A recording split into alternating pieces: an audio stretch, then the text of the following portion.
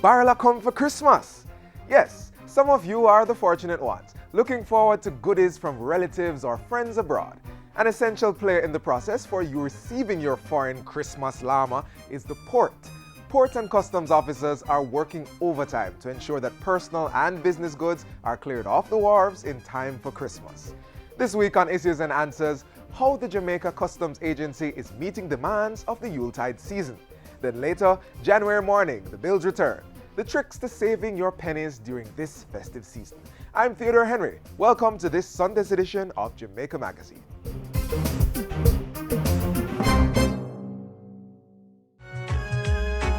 Oh, come, all ye faithful, joyful and triumphant. Oh, come ye to Bethlehem. Come and behold him, born the King of men. The Jamaica Customs Agency is in a full state of readiness to handle the expected increase in cargo shipments during the festive season. The agency is already seeing an increase in the volume of imported items, and measures have been implemented to facilitate the clearance of goods. Up next, Director of Marine Wharves at the agency, Kevin Carter, discusses these measures with host Ian Boyne.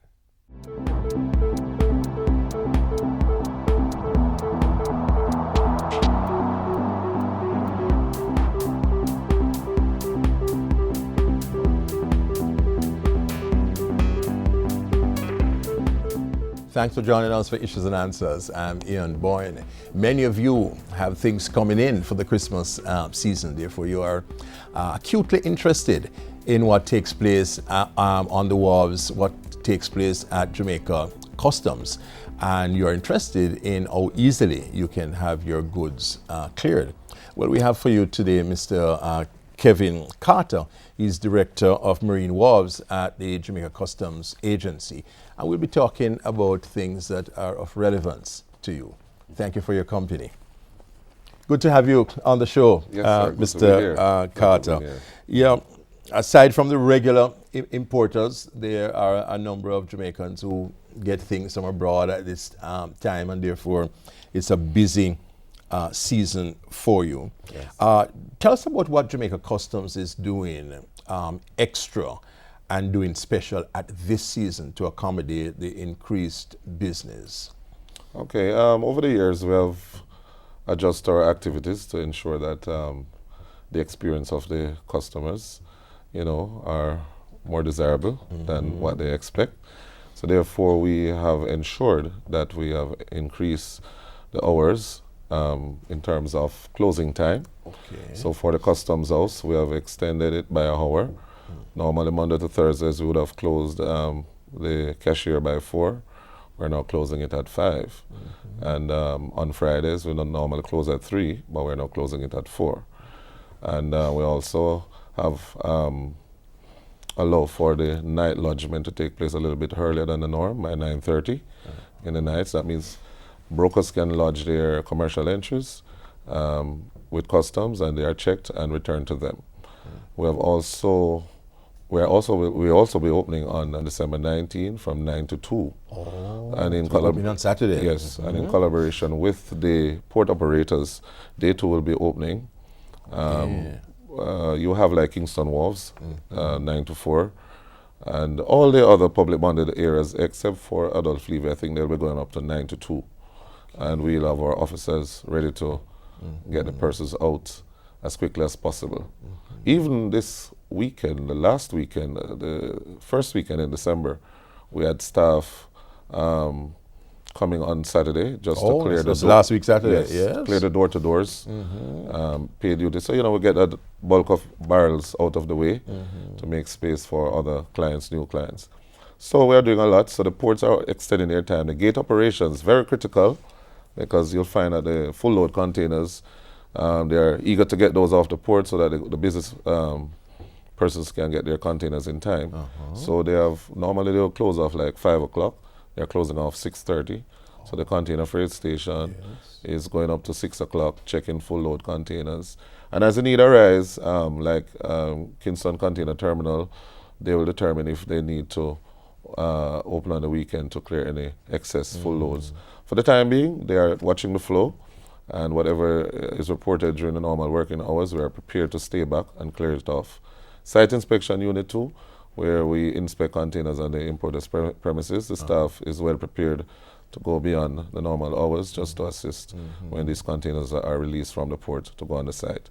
So in many ways we are And are you bringing in additional staff at this time? definitely. We did that from as early as the last week in November. Yeah, we Brought moved, on yeah, we additional moved staff from the back office and redeploy them, strengthen some of the areas. But as I said to you, that as it draws closer to Christmas, traditionally, we will not have enough human resource To deal with the inundation on the port. Because there are people who wait for the last Oh minute yes, they just love it. to clear the thing. Yeah, man, They love the excitement I of think they love it, yes. Just the fun of waiting and, get your barrel and it's Christmas the next day or Come Christmas Eve, bring whatever out the case with- is. Yes. with the goods. So, yeah, so one of the things we try to ensure that the staff is not agitated. They understand the circumstances. We try to be as patient during this time. And I know one of the port operators are putting in place an appointment system. So rather than you just get up turning up. and turning up, they will say, okay, your container has been stripped. You may come now. Because that was another problem. Persons turn up. They may get the document from the shipping agent, their Yes. bill of lading, but the containers are not yet stripped. And it's not dependent on whether it is stripped or not before they issue the bill of lading. Once it is sent and it's confirmed that it has arrived at the freight forwarder, they turn up at the shipping agency, retrieve their bill of lading, but only to turn up on the port, your container is next in line to be stripped. By the time you strip that, upload it in the system for them to access it on the manifest, that can take another few more hours sometimes, So People can find out before. Yes, one of the port, I think is Kingston Wharf, they're having an appointment system, so you can call ahead and say, okay, or they will call All you, of them part of should their do that. customer service. Yes. I think most of them, if not all, would do it. Do that. Because they would have realized over the years that it course. makes no sense. Leave from the country wherever. Absolutely right. Turn up at the port and your goods not yet ready. You're just adding to the congestion, Absolutely. unnecessary congestion at that. Right. Yes.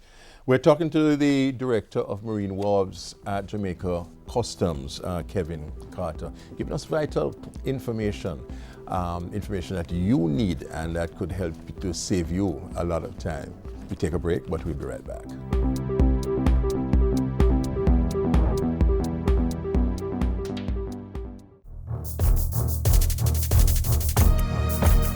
You as parish managers, you as regional managers know your role to do your inventory now, to see what you have and to mobilize the country.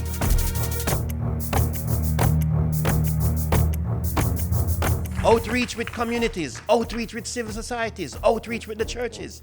That is what we are going to do.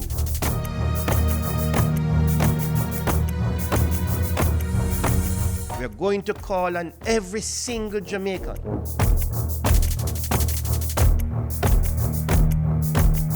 Look around your house, search your environment. Find this mosquito. Join the fight. Eliminate the Aedes aegypti mosquito. Stop the spread of dengue and chikungunya. And keep Jamaica Zika free.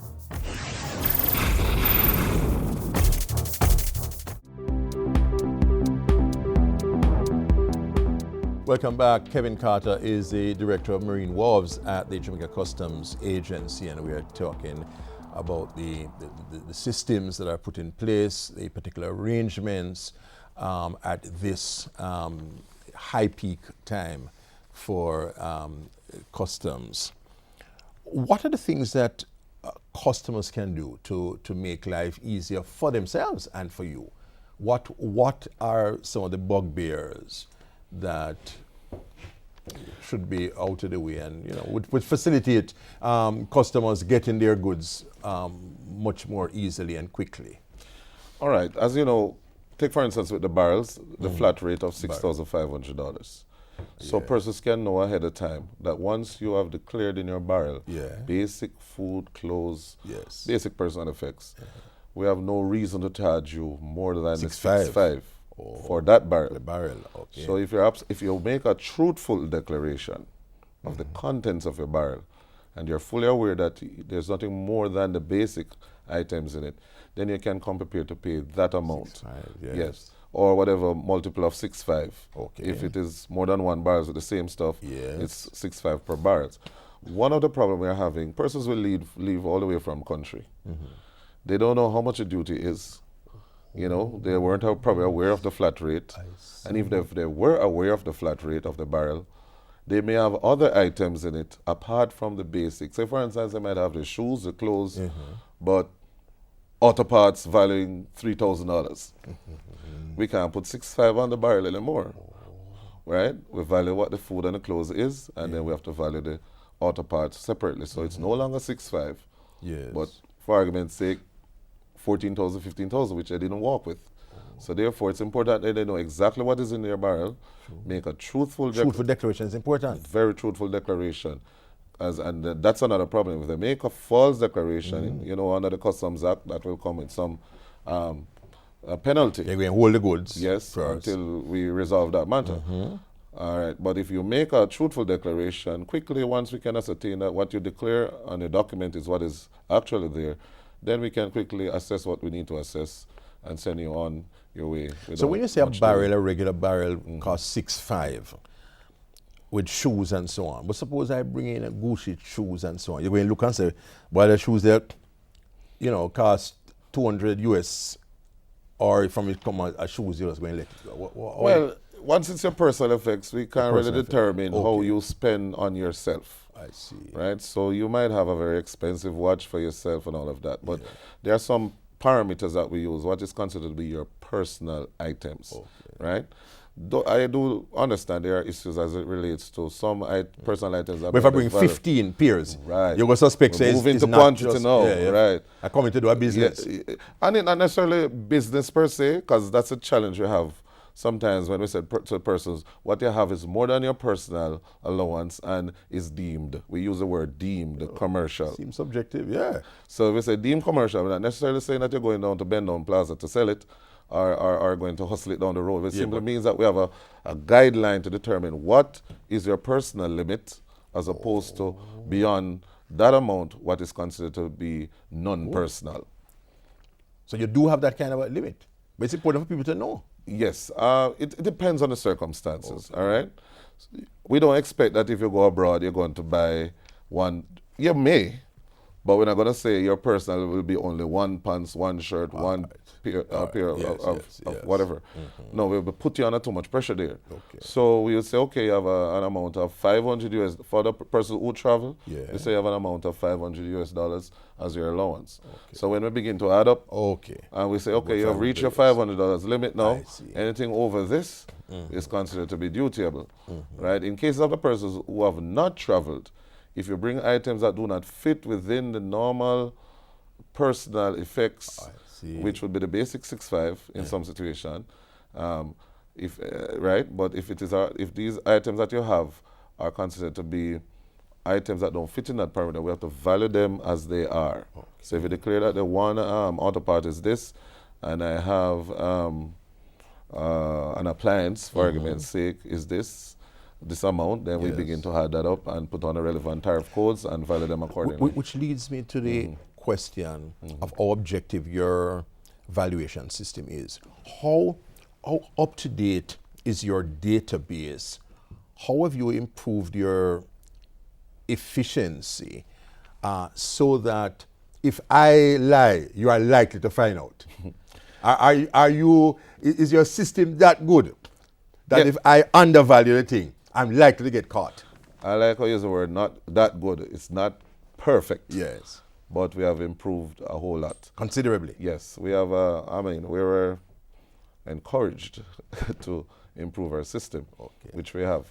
And that unit has been, the valuation unit and the research unit has been improved significantly. We have a research unit, a special unit where information will be collated on declarations and stored in that database. All right. We have a fully functioning valuation verification unit, and this team of individuals make contact with suppliers and so forth to ensure that the authenticity of the invoices that are submitted. We are drawing on our own experience. You can pick up certain issues as it relates to declarations. So it has significantly improved. With we have a special database unit, and with the introduction of ASICUDA, this will be significantly improved in terms of collating data and keeping track of declarations in an automated way, right? So I would say that we have improved a whole lot, and we have a specialized unit that deals with verification of values, do investigation, look at declarations. If at the port we have issues and we are not able to make determinations there and then, we can refer these declarations to verification unit, and they will efficiently pursue the matter and give feedback in a reasonable time frame. Yes. So you would say overall that customs is prepared for the season. You are putting in a number of things to ensure that people's customer experience is satisfactory. Yes, we have. Let me speak about Kingston Wharves recently. In discussion with the stakeholders or the port operators, they put forward a suggestion that we have been toying with over the years. And one of the concerns was that when they come to the Kingport building to pay their charges, they have to then leave from there, go to the customs manifest branch, a little walking distance, join another line, and then get their shipment, the documents manifested, and then they will proceed to the warehouse. What we have done now, in collaboration with the port, is to get a special area in the Kingport building and place some officers there. So they come to the Kingport building, pay the cashier, Kingport cashier, pay their charges, and they just gently slip to the left into the customs line. So, it's almost like a seamless transition. Improvement. Yes, it's not perfect because it's not a transferring of the manifest branch. It's basically just splitting the activity and making the customer life a little bit easier. And therefore, they are able to now basically join one line and in one area and then move to the port. Yes. Thank you for your information. Kevin Carter, Director of Marine Wharves at Jamaica Customs Agency, telling us about what Customs is doing to make customer experience more delightful, especially at this season. Stay tuned to us here on Issues and Answers. We give you the information that is useful to you. Next week I'll be back. Until then, Ian Bourne wishing you a pleasant day.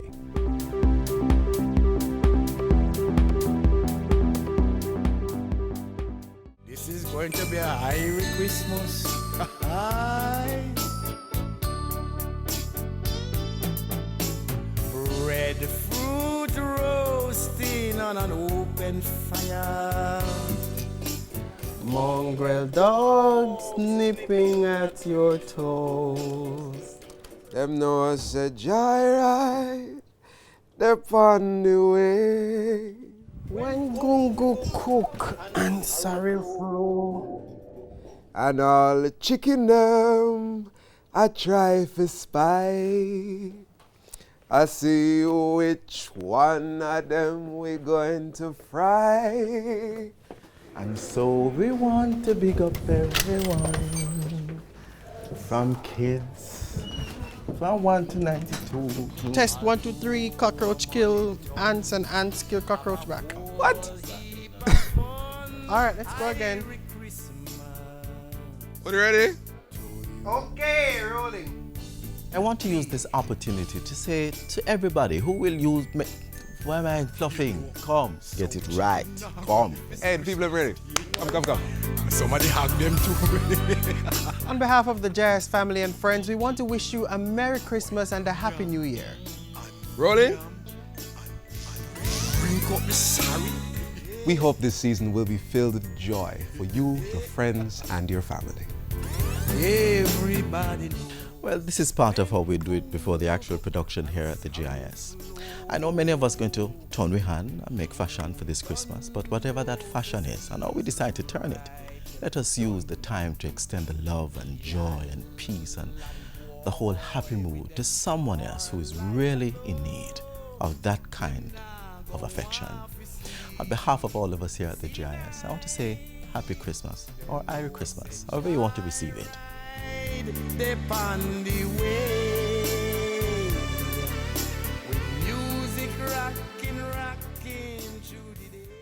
Presents to buy for friends, relatives, and co-workers, not to mention finding outfits for the various festivities.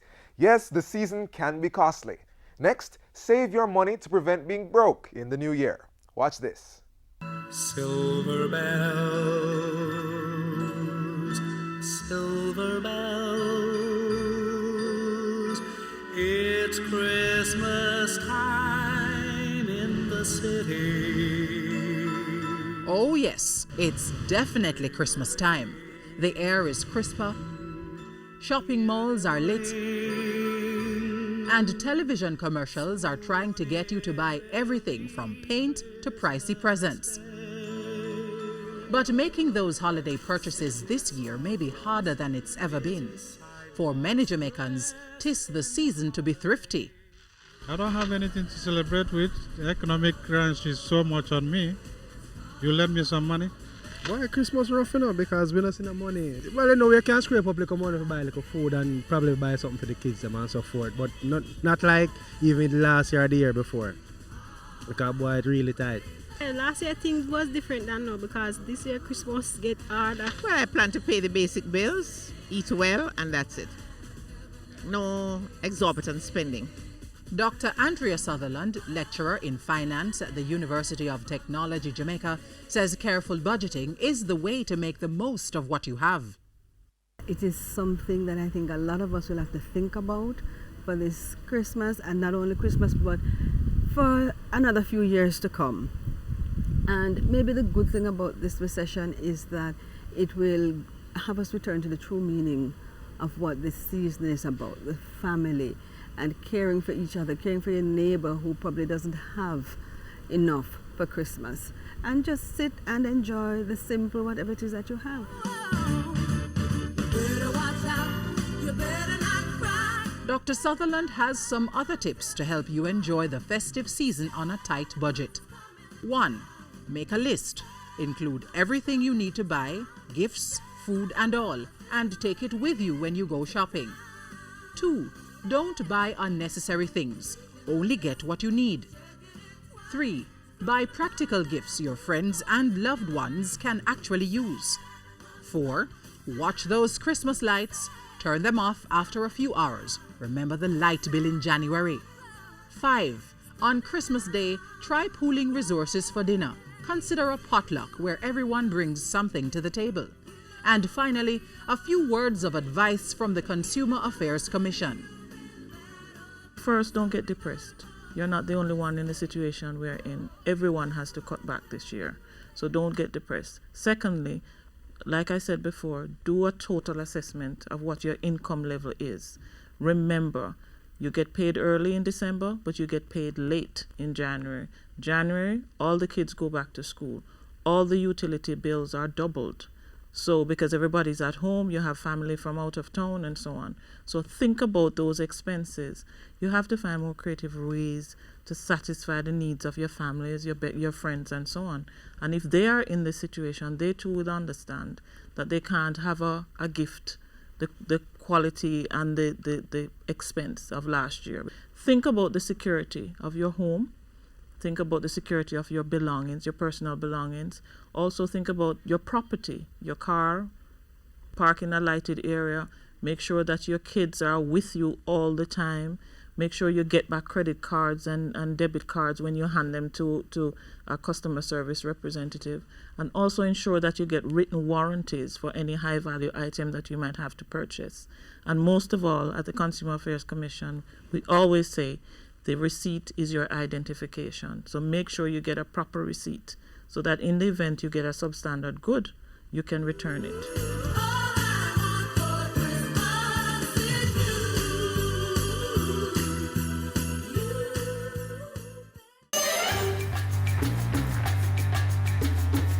When using an automated banking machine ABM, ensure the machine is in a location you are comfortable with. And when you enter, be sure to close the door.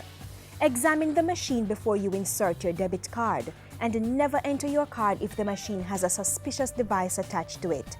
More important, don't allow strangers to assist you in conducting a transaction. And remember, treat your debit card like cash. Keep it in a safe place.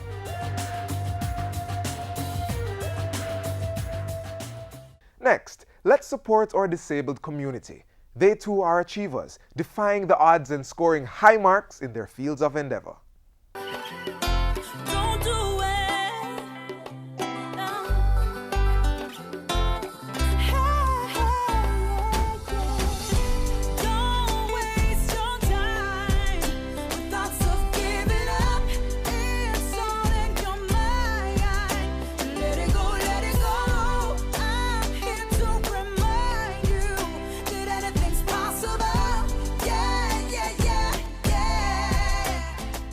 IRI campaign. Everybody say IRI.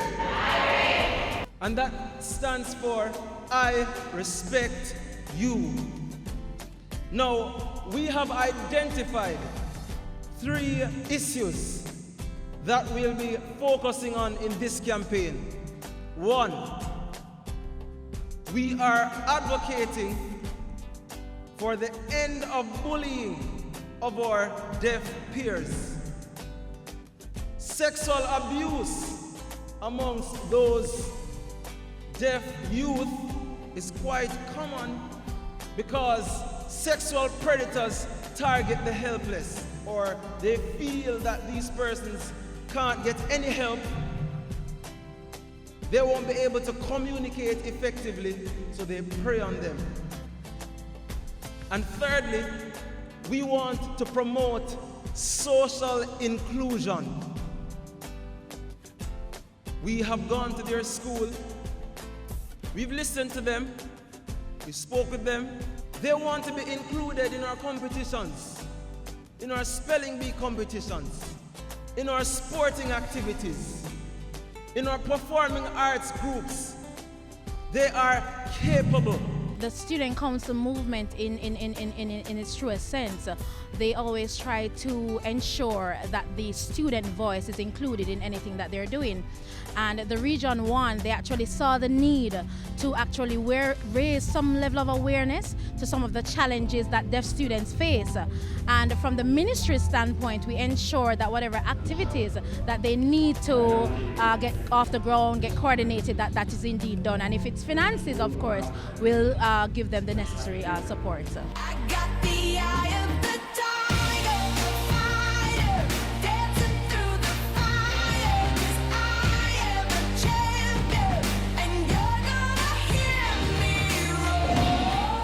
Disabled persons, blind, it doesn't matter.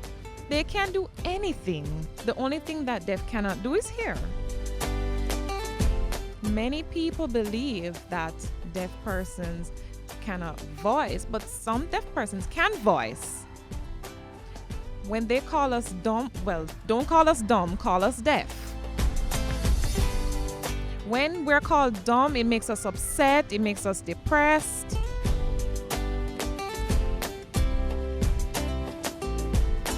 Want to be more, it make us happy. I mean, we feel bullied as a deaf person. And it brings down our culture. We want to bring up our culture. We just want everyone, each person involved, to treat disabled persons fairly.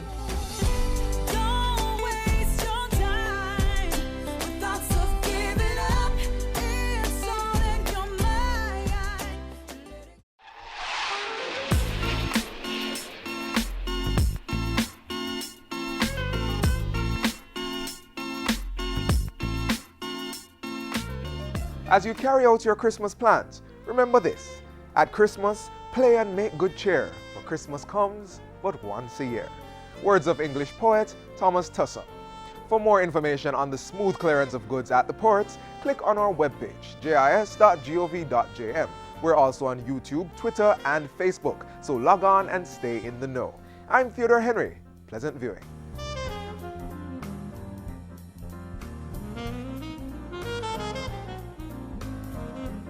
This has been a production of the Jamaica Information Service, the voice of Jamaica.